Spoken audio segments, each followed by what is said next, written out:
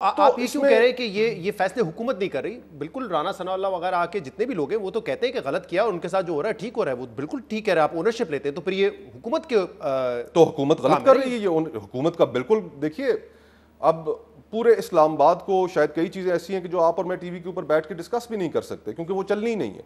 उसके अलावा जो आजम स्वाति साहब के साथ जो हो रहा है, जो पूरे मुल्क के अंदर अगर FIRs दर्ज की जा रही हैं, अली वजीर आज भी जेल के अंदर है, उसको रिहाई नहीं मिल रही। क्यों नहीं मिल रही? वो अली वजीर किसी सियासतदान का कैदी तो नहीं है। तो इस मुल्क में जो वोट ऑफ नो कॉन्फिडेंस के वक्त क्यों आपकी और आपकी पार्टी ने कैसे फैसिलिटेट किया था कि वो इस्लामाबाद आए, वोट भी दिया उन्होंने, सब कुछ किया, उस वक्त कैसे आपकी पार्टी ने फैसिलिटेट किया? ये हमारी कमजोरी है। लेकिन उस वक्त भी हम उन्हें जेल से बाहर तो नहीं निकाल सके। हर चौथे रोज एक मुकदमे में उनकी जमानत होती है तो उनके ऊपर नया मुकदमा दायर कर दिया जाता है। बदला तो कुछ भी नहीं है। नहीं, तो ये फैसला उस वक्त वैसे पीपल्स पार्टी का ही था कि हम उनको जेल से निकाल के इस्लामाबाद लेकर आएंगे और वोट डालने देंगे। ये पीपल्स पार्टी आपके ख्याल में इतनी ताकतवर जमात थी कि वो खुद कर सकती थी अपने तौर पर?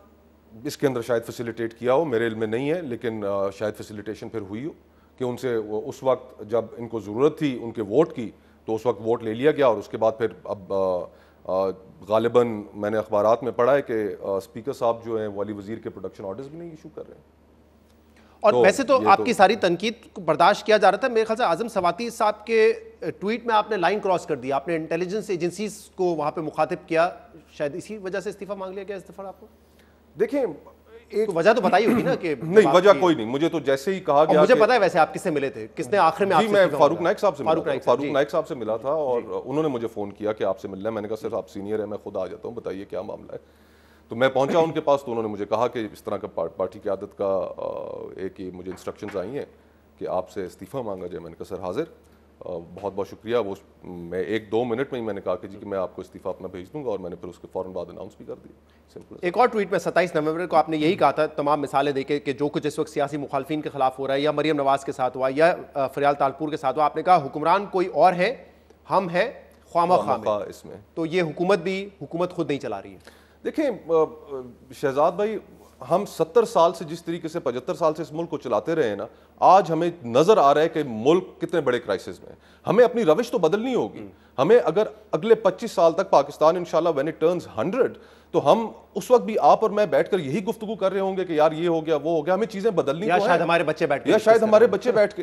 तो गुजारिश ये है कि इन 75 सालों में ये बहुत बड़ा अरसा है, हमारी इस्टेब्लिशमेंट का बहुत बड़ा असर रहा है हमारी पॉलिटिक्स में। डायरेक्ट इंटरवेंशंस भी हुई हैं, मार्शल लॉज रहे हैं, और इनडायरेक्टली जो कंट्रोल है उसने डिलीवर नहीं किया।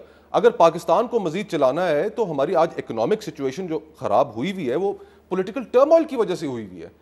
और पॉलिटिकल टर्मोइल जब तक आप खत्म नहीं करेंगे, डेमोक्रेसी को एक्सेप्ट नहीं करेंगे, साथ हमारे इंडिया है, इंडिया में हम ही जैसे लोग हैं, हम ही जैसे सियासतदान है वहां पर। लेकिन आज देखें इंडिया को कहां ले गए। बांग्लादेश आप देखें हमसे आगे निकल गया है। सर मुसफ़ साहब, आप कह रहे हैं कि ये हुकूमत तो हाइब्रिड रिजीम 2.0 है, लेकिन जनरल बाजवा का आखिरी खिताब अगर आपने सुना हो तो उन्होंने कहा था कि हम फरवरी 2021 से ए पॉलिटिकल हो चुके हैं, न्यूट्रल है, हमारे सियासत में कोई किरदार नहीं है।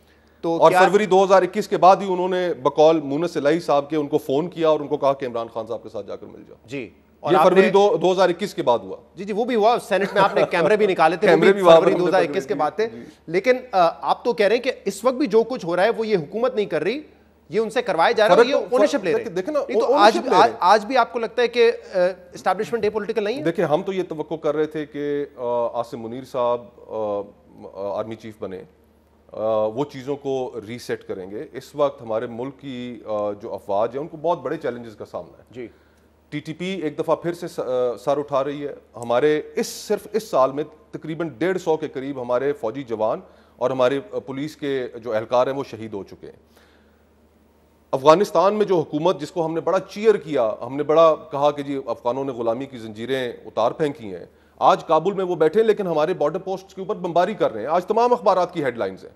हमारे लिए बड़े सीरियस चैलेंजेस हैं। फिर हमारे सामने ये भी मौजूद है कि हमारी मईशत इस वक्त सिसक रही है और वो किसी भी वक्त क्रैश कर सकती है, मुल्क डिफॉल्ट कर सकता है।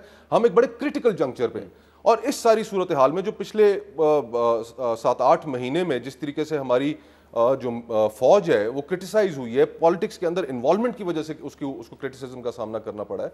हम तो ये समझ रहे थे कि वो पुल बैक करेंगे और पुल बैक उन्हें करना भी चाहिए। एक दो चीज़ें हमने सुनी है, वो अच्छी हैं, उनकी ऑफिशियल कॉन्फर्मेशन तो नहीं है, लेकिन अगर वो वाकई उसी तरह है तो क्रेडिट गोज टू हिम। लेकिन इस्टेब्लिशमेंट को पीछे हटना होगा, रास्ता देना होगा। ये अभी जो आजम सवाती साहब के साथ जो सिलसिला चल रहा है, अली वजीर की कंटिन्यूड इनकासरेशन, और मजीद आगे चलकर अगर कुछ चीजें होती हैं तो तासुर तो यही फेज वाइज कर लेते हैं।